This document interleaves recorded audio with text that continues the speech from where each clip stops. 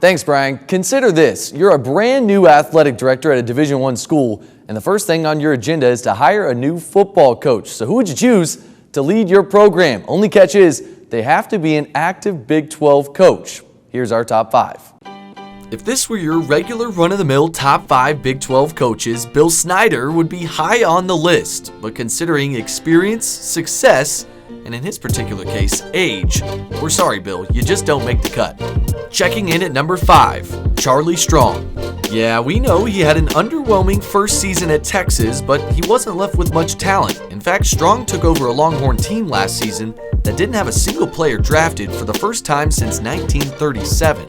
And it helps that previous to his time with the Horns, Strong led Louisville to 2 Big East titles, and that resume is strong enough in my book.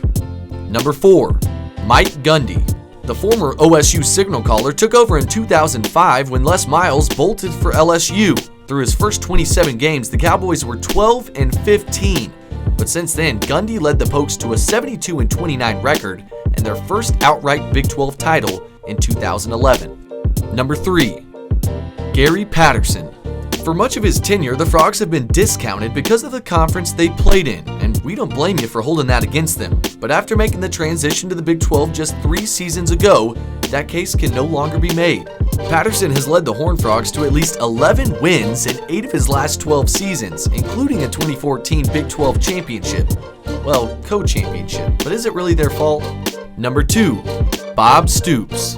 Sure, you can make the argument that he's underperformed with the talent he's got, and he hasn't brought the Sooners a championship since his second year at Norman, but you can't put a price on consistency. Since taking the job in '99, Stoops has led the Sooners to a school record 8 Big 12 titles, twice as many as any other school in the league. Number 1, Art Briles.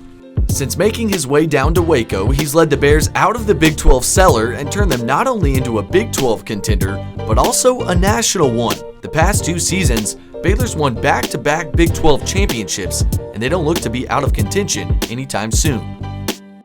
For Red Raider Nation, I'm Andrew DOAK.